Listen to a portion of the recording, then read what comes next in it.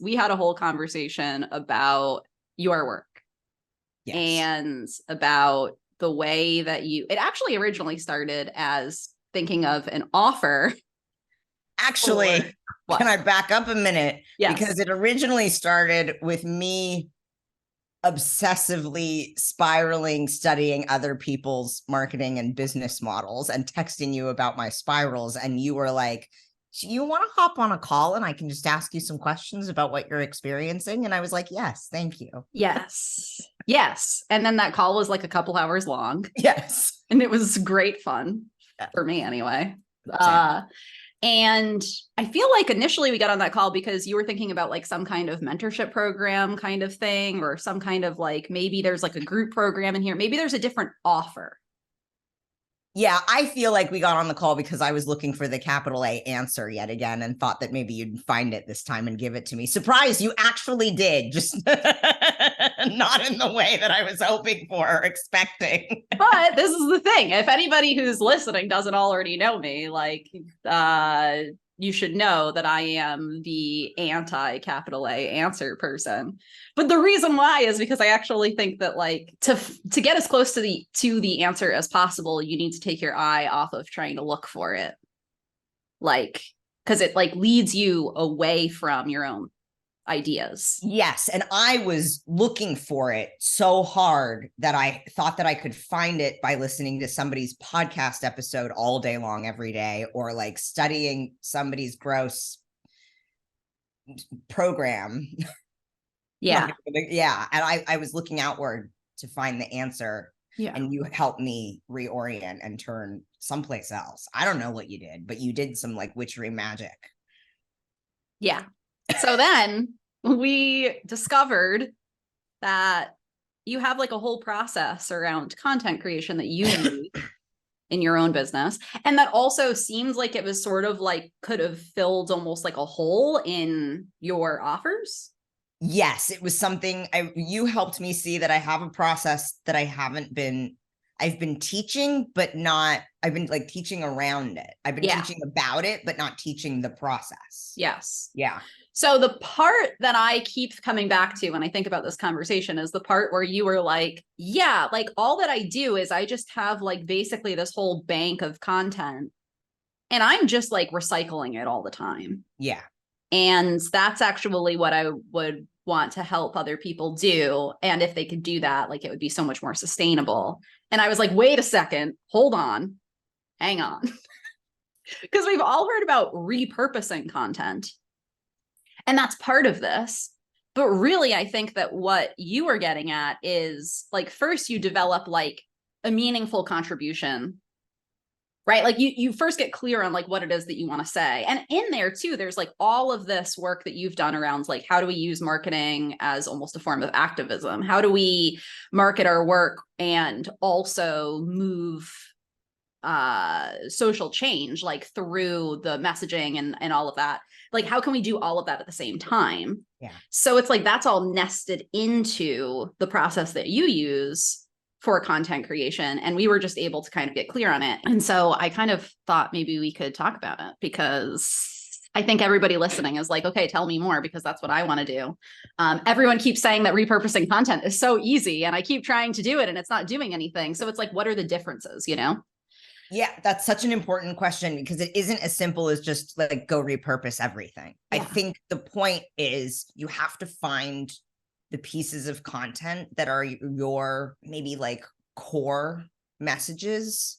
And I'm not just saying core messages because it's like both. It's like, yes, your core messages, like the things you want to say, some of the anchoring like concepts that you teach in your work. It's that, but it's also like looking back to see what worked in your marketing. So I feel like what I'm doing when I repurpose my content, and I'm not just talking about like trying to fill in the missing pieces, but like repurposing with the intention of having something actually make a, like there's a difference between like posting to fill space because you have to say something and posting because you've got something that's really juicy and potentially going to make an impact.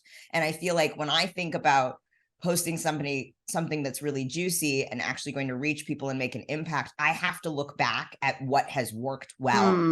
So what I am normally doing is looking back for the last 2 to 3 years at all the content I've posted on Instagram, for example, and like pulling out the 4 or 5 typically carousel slides that have gone more viral. I'm putting that in quotes because I think viral is like kind of a garbage concept, and really like based on like audience size and like a whole, bunch of different things. Like you can go viral with, whatever. It doesn't have to be this big, huge, mind-blowing thing that happens. But anyways. And also nobody wants to talk about how when you go viral, suddenly you have to field a whole bunch of assholes 100%. In your comments and like deal with a whole bunch of bullshit that you never even wanted to deal with. And a bunch of people are now looking at your shit who you don't actually want to be engaging with and all of that. No, yeah, no. The goal is not to go viral. By the way, when you go viral, that's not the answer either, right? Like that. And full transparency, I feel like in this Zoom call that you and I had for 2.5 hours, part of the conversation was me being like, but these people on Instagram have hundreds of thousands of followers, Brooke, and why don't I have hundreds of thousands of followers?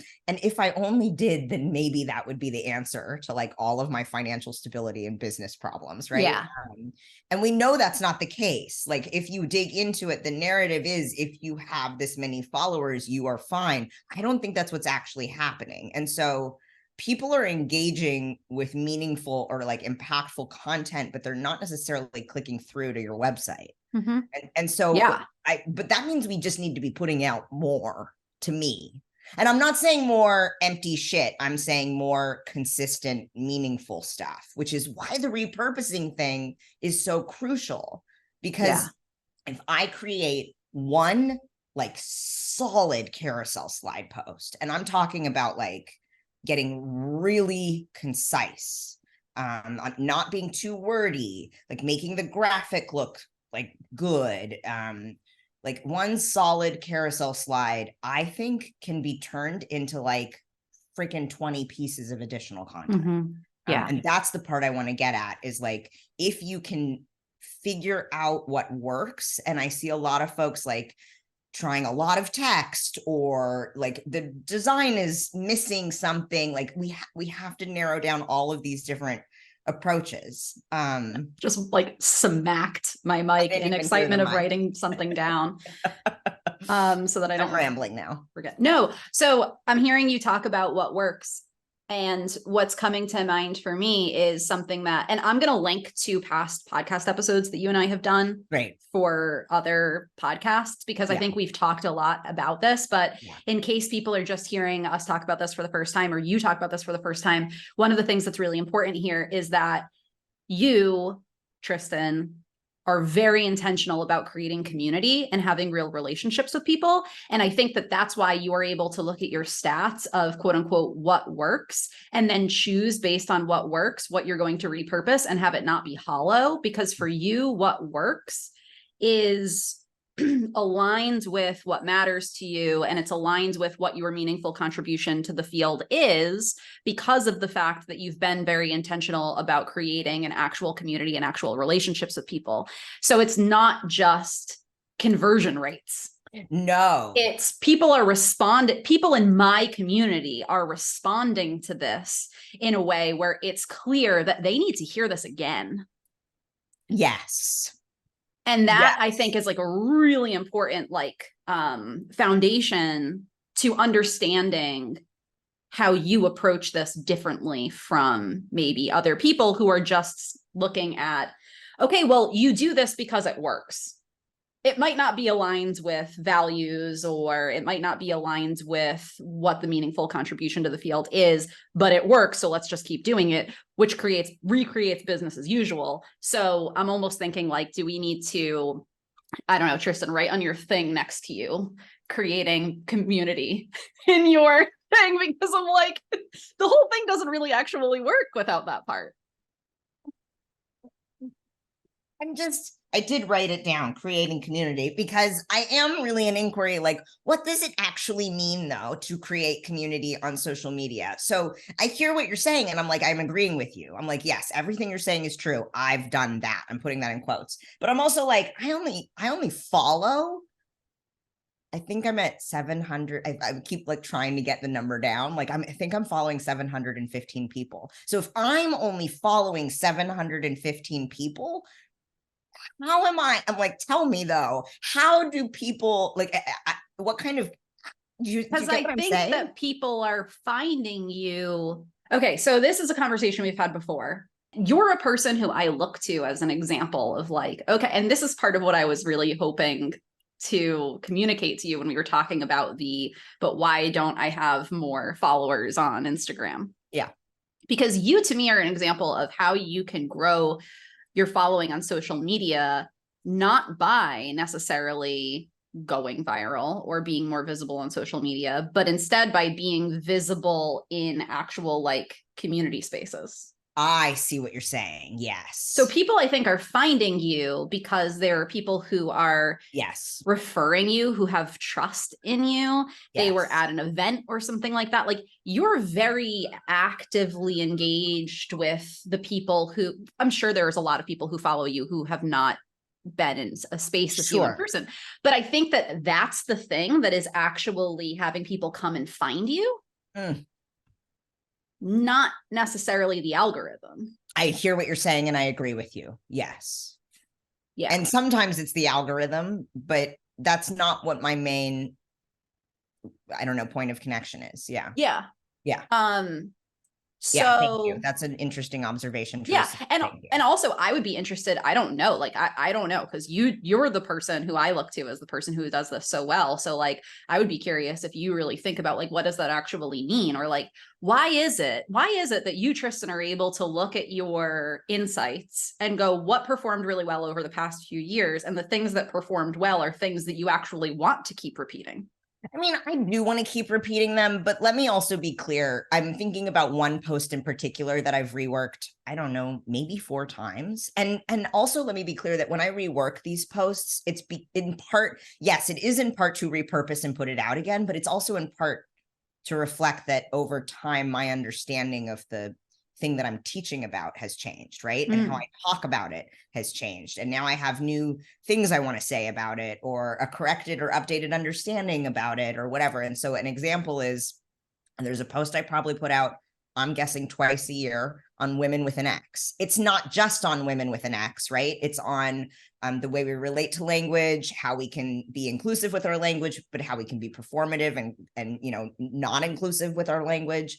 Like it's a commentary on the obsession that we have with like, if I could just get the word right, then it'll mean that I'm the good person and people come into my space and I'll be safe, right? So it's that kind of post, but the title slide is focused on women with an X, and that gets people in to the larger conversation. You know what I'm saying? And so am I excited to keep talking about women with an X? No. Am I, do I want to keep talking about it every single day? No. Do I want to talk about it several times a year? I don't know, but I'm excited to make an impact. And it seems that people still need to hear about inclusive language and the way we're reinforcing, you know, the gender binary with our language, or cis-heteronormativity or whatever. And people are still having a conversation about like, what keywords do I use in my work? Like, how do I talk about who I specialize in and niche down and whatever the hell? And so to me, am I excited to keep talking about it? Not necessarily, but I know the conversation needs to keep happening. And I do want to be a part of that conversation. So I don't know if that makes sense, but it's not like I'm like, yeah, I can't wait to do this again, you know? Yeah. No, I totally get it. I just think about like, I don't know if you've gotten, the more that I talk to people about the ads that I get, the more that I realize how different our experiences are because of the fact that the fucking algorithm knows what we respond to better than we even do. And the way that our brains work makes it so that we get targeted with different shit. Yeah. But I've started getting this particular flavor of ad where it's this really weird video that has nothing to do with the thing that the person is saying. So for example, you know, that brand of that particular flavor of video where it's like someone like icing a cookie. So you know what I mean? And it's like, you just want to watch it. You're just like, this is satisfying to watch. Or the hydraulic press videos. Do you ever watch the hydraulic press videos? I don't know what I'm talking about? Okay, there's this whole series of videos. You should go on YouTube and look it up after this. There's this whole series of videos where people just put different things under this press and you just watch it smash it. And then there's like a spin-off where people take that and then they make a side-by-side of them trying to reenact what it looked like when that thing got smashed, and they're wearing different outfits that are the color of it, and they're like contorting themselves in a way that is like, it's hilarious. Anyways, I have a point to all of this. I know you do. There's a certain type of company, brand, person who's literally looking at, quote unquote, what works in terms of what keeps eyes on a thing. That's the way the algorithm works. Yes. And they're trying to game the algorithm. So they're looking at, oh, icing cookies really keeps people's attention. I'm going to put a video of icing cookies in my ad. And then over it, there's going to be captions and voice of me talking about some fucking software that has nothing to do with anything. Why? Because it's going to keep people on it, and that's going to make it go in front of more people, whatever, right? For you, there is something that you have done which makes it so that what works in your insights is somehow aligned with impact. And I think that that's coming from the fact that the people who are finding you for like, quote unquote, the right reasons. Interesting. I wonder, because part of what I hear you saying in that, and I'm really appreciating what you're saying and what you're sharing. And part of what I hear you saying is there's people out there looking at what works and using that information to be manipulative in their marketing. Yeah. And I want to look at what works in my marketing and use that to be meaningful. Right. But and how often is it that you look at what works in your marketing and you're like, if I just reworked this piece of content, or I guess maybe an example of that would be, okay, the woman with an X cover slide gets people through the door. So I'm going to use that. And then I'm going to hook people in with that. And then use the fact that I have their attention to get them to like do something else aside from making an actual contribution in the conversation. I mean, I think it's more like, I guess what I want to say is when I look at what works, I think content, what's been working, but also graphic design, because I think on Instagram as a visual platform, the design is really important to pull people in. And so I'm focusing on the text and the look and feel to see what works. And then I take that information and filter it through what feels right for me. Like maybe what feels right is changing the title slide completely this time because I don't, you know what I mean? Because whatever I've said last time doesn't feel good anymore, or I'm tired of saying X, Y, and Z. So I have to check in with what still feels aligned for me in that moment, rather than being like, well, I need to reach more people, so I'll just think about what works and be manipulative with that information. Right? Does that make sense? Totally. That's the thing is like, I think a lot of what is taught in the marketing space is super manipulative and gross, and some of it is super valuable and we can use it skillfully rather than manipulatively and grossly, you know? Yes. Great.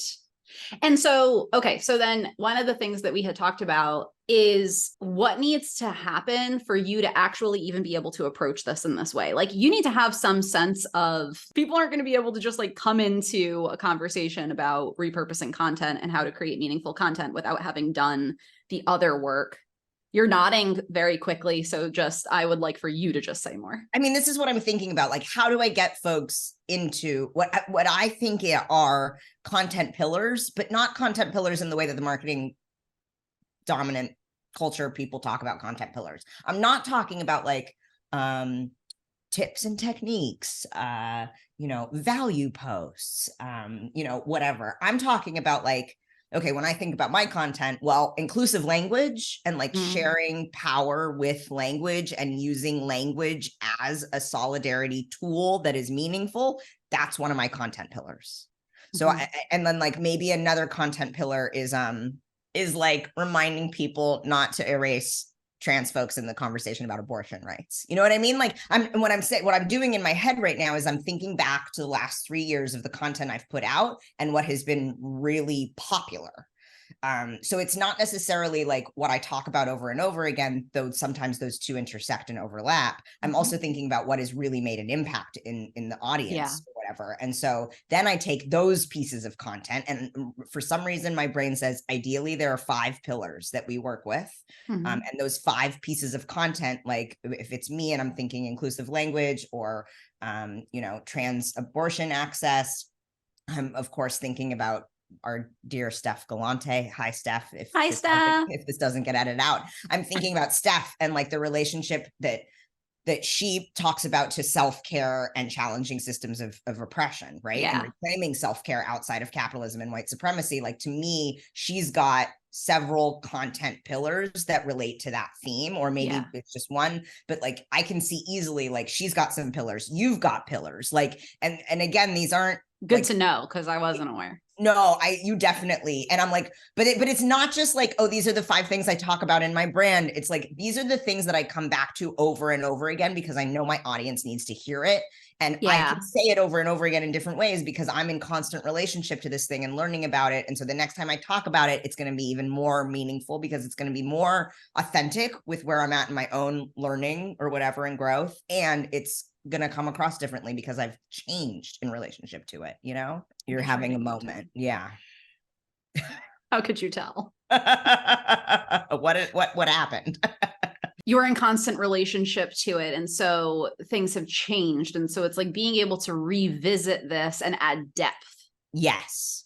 Is part of what I'm hearing. Yes. And then each time you add depth, first of all, nobody's going to come back and say to me, I mean, maybe somebody will someday, Tristan, you post about this 2 times a year. Like, nobody, I'm saying this a lot lately. Nobody's studying your marketing content more than you are. Yeah. Nobody's going to come into my DMs and be like, but you already said this 6 months ago. When I say it again and add the additional thoughts, reflections, depth to it, it's like, if somebody was served by it the first time, well, then they're going to be served by it even more this time. Right? Yeah. And so I'm serving the same person over and over again, even helping them integrate this learning over time, right? Yeah. Yeah. And I've had, because I'm even less creative than you are, I go back into my insights and I literally share the exact same post again. I don't even change anything about it. See, and I don't think there's anything wrong with that. And I think it's going to be more effective if we repackage it. Right. So oftentimes what I'll do is I'll share the same like graphic and I change the caption that's with it. And when I've done that, this is just to the point of people coming and saying, oh, well, you post about this 2 times a year. I've done that before and had people comment, I remember this from the first time that you posted it. Thank you so much for reminding me. I've had that happen several times. So people might notice and they might be like, oh, right. Like, thank you so much for bringing that up again, because the algorithm's not going to.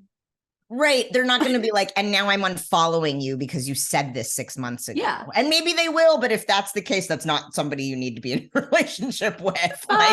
Yeah. So, okay. So I'm trying to keep myself on track and also let this go where it wants to go. Because part of what I'm hearing in this conversation is this parallel between the work that you do on content creation and marketing, the work that you do on equity and inclusion, the work that I do on leading people away from trying to find the capital A answer. The sigh of relief to me comes when you realize that you can stop focusing on doing enough and you can stop focusing on doing all of the right things or going down and being like, yep, I marketed my work enough this time, or I posted enough times this week, or I'm doing the marketing the right way. When you can take your eye off of that and instead focus on, how are things landing with people? What's the impact that you're having? How is this affecting people? Who are you showing up for today? What do people actually need to hear from you? How are you like cutting through the noise of all of that bullshit and instead stopping people in their tracks by having something meaningful to say? That to me feels so much better, like in my body, than being up against how to do social media the right way and get people's attention and keep up. Yeah. I don't know why it's been, it's easy for me. First of all, I just want to name that. Like, I find social media marketing to be pretty easy for me. So I know that's not everybody's experience, but I think part of the reason it's easy is because I kind of get out of my own way a little. Yeah. And I just think, like, instead of thinking like, I've got to create this perfect thing, or I've got to market this many, like, I do come up with a loose plan for when I'm marketing something, but then I kind of throw the plan out the window and have to like really go moment to moment. Like, I don't have it in me to be on Instagram today. So like, this launch is not going to be what I thought it was going to be. Oh, well, like, hopefully it works. Hope I don't have to cancel the thing. By the way, all the time I have to cancel the thing. So like, life happens, but part of the reason I think it's easy for me is because I have worked so hard to try different things. And in trying different things over several years, I have learned this thing, or I've noticed like this thing works, this thing doesn't. Or I've been able to hear too, like, yes, I thought I should talk about X, Y, and Z in marketing, this offer, this product, this whatever, but I'm hearing from clients or people right now that they're talking about this thing instead. So I'm going to speak to that thing instead, because it does still feel aligned, right? And I think it's like holding it all really loosely. Like, yes, I have a plan. Yes, I know I need to post this many times a week, but like, I'm just going to hold it all loosely and see what comes through. And part of that is looking back and saying like, okay, if I'm marketing this particular program, what kind of content have I made over the last 3 years that can be repurposed to talk about this program? And how can I repackage it in a way that really pulls people in for this particular moment? Right. Yeah. Yeah. One of the questions that I ask people, especially people who I'm just starting to work with, like in the very, very early days of working together, is I ask them actually a ton of questions to get to this, which is, what do you want to hold firmly and what do you want to hold loosely? Oof. And what I'm hearing in this is you're holding really firmly the idea of having an impact and moving certain ideas forward and making a meaningful contribution.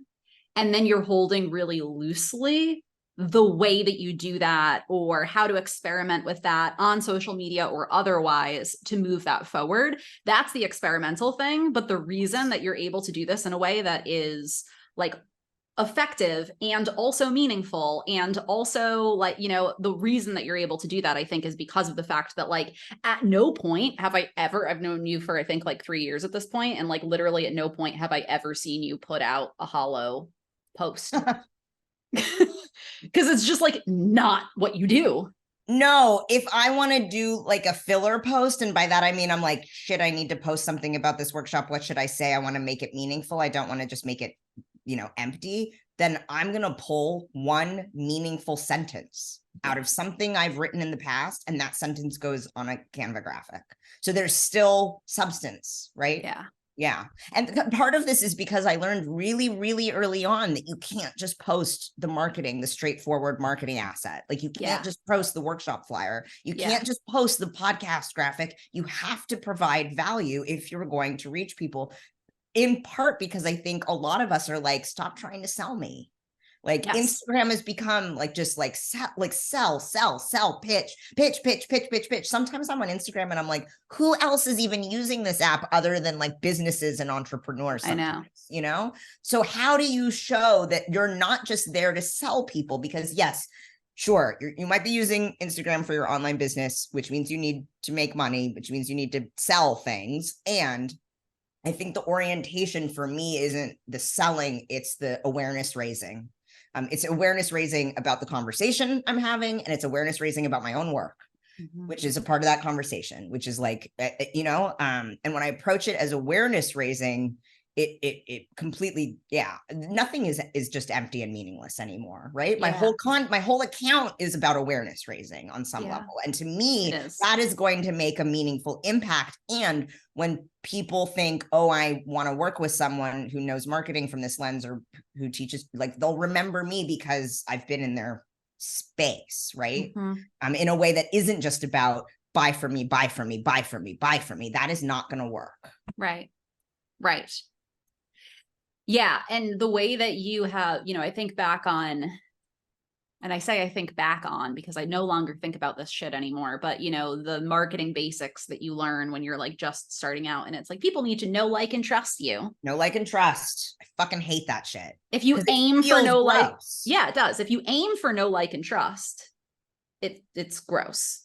It is gross. And I do think it's true that people need to know, like, and trust you. But the way Yes. that people actually know, like, and trust you, Tristan, is because of the fact that you've approached things not by trying to get people to know, like, and trust you, but by doing meaningful work. Yeah. You know, that's the thing is like, and I feel like you and I have talked about this before on a previous episode that we recorded. Let's say it again because people. Yeah, I really think that the no, like, and trust factor, which is like marketing 101, is gross. We've said that like 4 times now. And it's also, it exists as a marketing 101 teaching for a reason. Yes. I do think we need to cultivate, I'm putting this in quotes, the no, like, and trust factor. I just want to see us do it from a place of genuineness and authenticity and like meaningfulness, and not from manipulation or performance. And I want to be clear, I think a lot of what we do, if not all of what we do on social media, on some level is a performance. But are we doing it for performance sake, or are we doing it because it's genuine? And then that mitigates the grossness of the performance. You know what I mean? Yeah. But I'm thinking of some of these like larger IG growth people with like huge accounts who talk about no, like, and trust, and who are very much performing. And you can feel it. Like, I feel like I don't know this person, but like, I think I'm supposed to like and trust them because look, they've got the receipts to show that like their clients make more X, Y, and Z. Right. Well, I'm not. Or they have figured something out that I haven't figured out, and they're making it look like things are really easy for them, or they've kind of found the like magical key to whatever. So I need access to them so that I can get it too. Because this sucks. Yeah, but let me tell you, because I've got like 2 people in my head right now who I'm still pedestalizing them, thinking they figured it out, this online business thing and this Instagram thing. And I know now because I paid a small amount of money to get into one of these spaces with them to see what it was like. And the money was worth it for me to know, oh, this is gross. It's like, yes, I can look at this person's marketing, their sale pages, their email, the sequence, the whole thing, and be like, wow, they've really got their shit figured out. I should look at this person. I should study with this person. I should figure out what this person is doing. But then I paid $90 to get into one of their challenges, and it was gross. It felt totally gross. Am I going to use some of the stuff they offered in the challenge? Maybe. But I mostly just paid to be like, what's actually happening there? And in that confirmation. Yeah. Yeah. It's kind of like how I paid a lot more than that to get a leadership coaching certification, which I put off for so long because I was like, these coaching certification programs feel so gross to me. But what if there is something in there that I don't know and I'm being irresponsible because I don't know?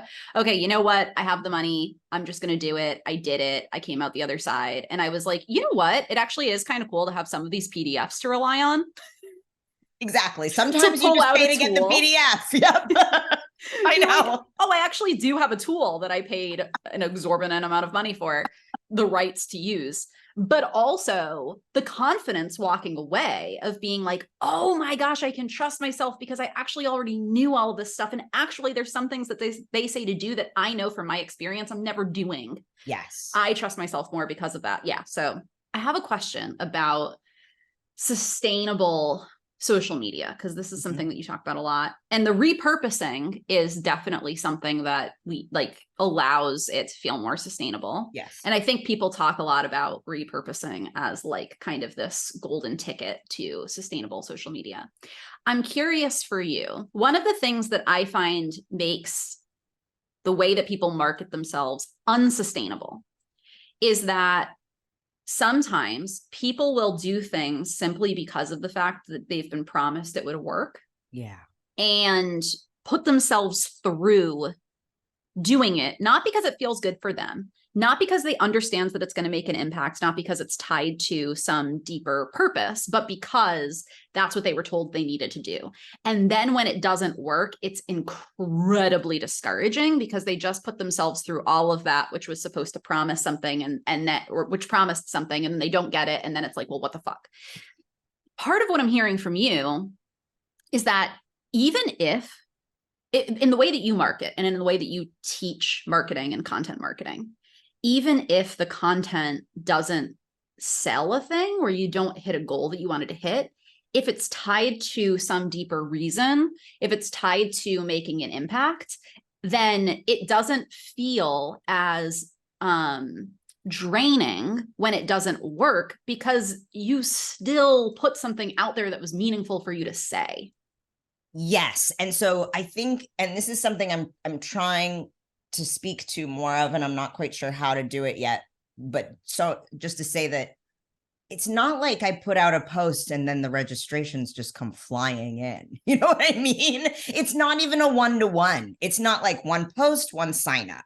Yeah. It's some weird other alternative, like you can't map it type equation, right? And so to me, putting out the post to move registrations forward for a particular training or something, it's like, yes, I am putting out the post because I'm in this marketing timeline and I need to draw awareness to this particular training, but I'm also just putting out the post for it to exist on my profile or for it to exist in the world. Right. And to me, if it's more meaningful or valuable, then it's going to get shared more, right? Mm-hmm. Or saved more. And that's especially the sharing could lead to more registrations or awareness of my work, but I'm not waiting. I did have a time, and there was a time I actually think maybe in early COVID in 2020 where I put out a post and the registrations would come in. I remember I released an ebook in 2020 and people bought it like immediately. Right? Yeah. We're at a different point now. We are in 2023. And I don't see it being like it was in early 2020 with like this like thirst for online programs or thirst for online resources. We're at a different place. We're like oversaturated and tired, and we want to be in person as much as we can, those of us who have access to do so. And so it's just the market has changed, right? Like the way we engage with stuff has changed. And to me, that means that actually it's my job, like literally, to put even more value into what I share and to make what I share actually mean something. Like for people who are listening, if you've been doing what you're doing for a long time and you feel like the things that you used to do that used to work aren't working anymore, that's the way that it is right now. Yeah. And this was part of why I started like looking for the answer again, right? Yeah. Because I was like, something's not working. It's not just that I've taken an exorbitant amount of time off this year. It's like, for example, I'm teaching a sustainable social media training. 3 years ago, maybe even 2 years ago, you put those 3 words on a graphic and put that on Instagram, and I bet people would have signed up immediately, right? Sustainable social media, yes. And I thought that would be the case right now. Doesn't everybody want to talk about sustainable social media? Aren't people going to be like clamoring to get into this program? I'm not seeing that. It doesn't mean it's not needed. I have to check myself. It's a different landscape. It's a different time. So that was part of why you and I got on the call too, was because I was like, what am I missing? Like, am I not leveraging my relationships or my existing network? Like, should I be marketing things in this way? People are like, maybe I need to be on YouTube. Like the moment has changed. And so a lot of us are still trying to figure out like, how do we make it work in this new moment when, to your point, what worked 3 years ago is no longer working. And I don't think it's as simple as, well, Instagram is done, or like that doesn't work anymore, or build a sales funnel and work on your newsletter list. Like, I think it's some mysterious combination of both like trying lots of different things and holding it all really loosely. Sorry, my mind just wandered for a minute. No, that's cool. I don't have like a sales funnel set up. And sometimes I subscribe to people's newsletters just to see how they use their newsletter marketing. And I can see, for example, I'm watching somebody promote a particular like intensive, and I got an email almost every day for a whole week from this person as they were promoting it. And I was like, this is working for them though. This is a tried and true model. They keep doing it. These emails are like scheduled way in advance. Like I can tell, And so I'm like, they figured it out. They figured out to sell this intensive, they need to send this many emails and they need to post this many times or whatever the hell it is. I don't know. It's working. And I don't want to spend time on sales funnels. Yeah. So like, well, you know, also though, what's so interesting about that is that that kind of gets into this thing that happens in the business development space where the perception is, oh, this is working, and so I should trust this person. But how much of it is working just because you have the perception that things are working? And this is the other thing that I loved. And I know I'm being a little mysterious because I'm talking about online coaches and not naming anybody. Happy to name everybody that I'm thinking of. But the one person I'm thinking of right now, the perception is it's working. And then they posted in their stories a photo of the Zoom room after the intensive started. And so I could see how many people showed up live to that first session.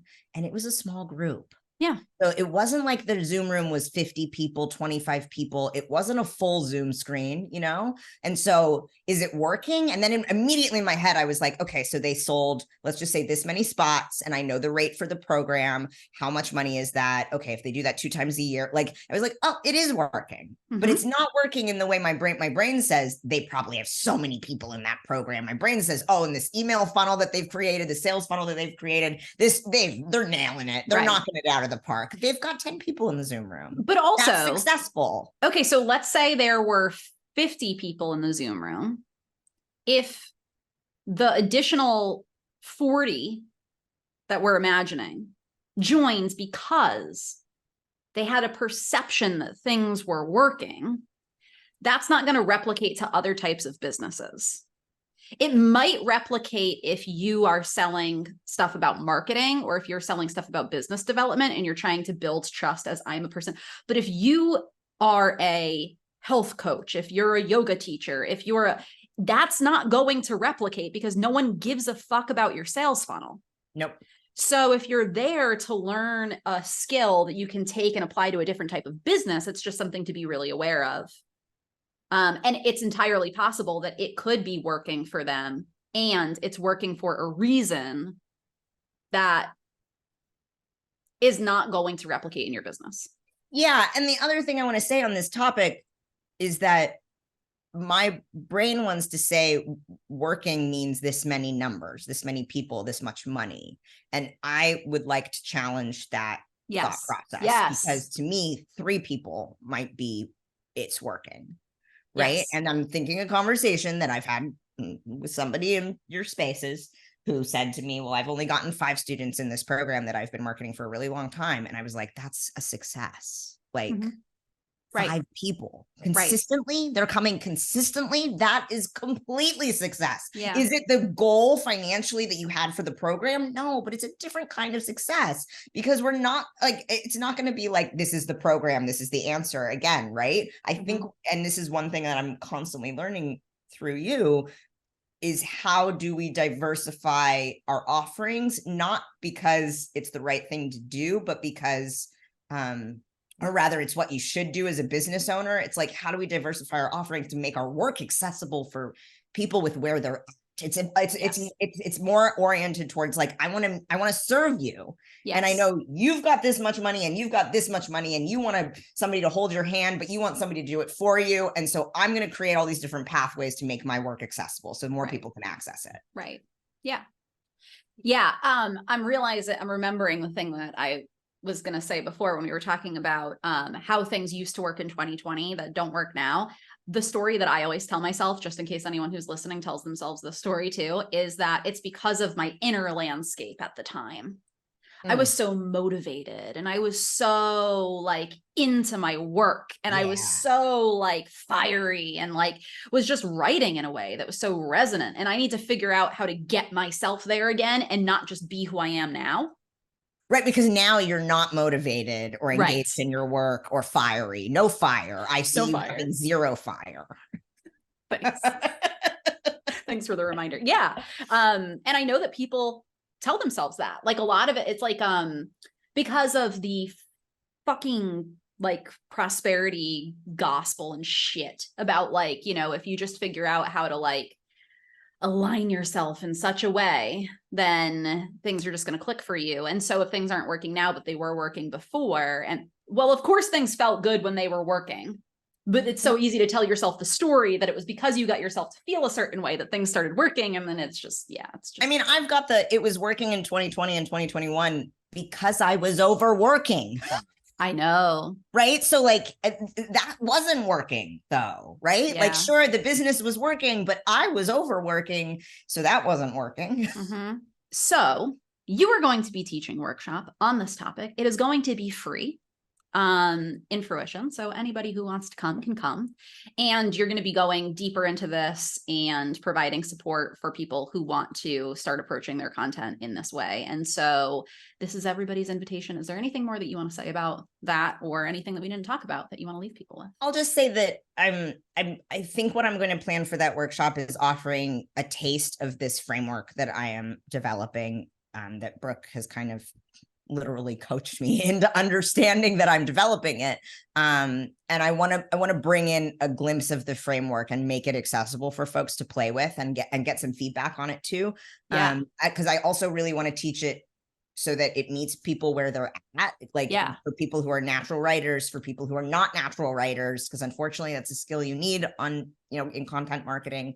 Anyways, this is what I want to bring into that space. And I've never taught it before. I've taught like behind it, I've taught around it, but I've never taught an actual, like, this is the outline, these are the actions, this is what it could look like, and this is how it'll serve you. And so yeah, people will get a glimpse of it in that. Yay. Yeah. In that. And what I'm hearing in that too, which I think is really exciting, is that if you've been to workshops that are focused on here's how to create content, effective content, and you felt like you were left with a framework that didn't actually meet you, there's space for discussion around that. And for flexibility, it's not here's what you're supposed to do. Good luck. If you can't figure it out, then, that's not going to be that. No, because like I'm thinking about myself, writing comes easily to me. So like I can write like the 5 core pieces of content that then get repurposed throughout the year. I can do that probably in a weekend. But I'm thinking about folks who writing doesn't come easily for whatever reason. Are you dyslexic? Like, is writing not your jam? How do I serve you? I want to serve you too. And so I am, it's cooking in my brain, but I think I can find a way into helping folks who don't want to write. Still create something meaningful. You got a glimpse of what it's like to talk to a dyslexic person about Instagram feeds. This is what I do think about you and how your experience on the app now like, that I understand it better. Yeah. The slide starts with this. And I was like, but what does it look like? What size is the font? And you're like, I think it's like a 12-point font. And I was like, no. I need to know like what it looks like so I can find. Why do you need to know the font size? How does that help your dyslexia? I don't understand. So oh, Tristan, this is so fun. Likewise.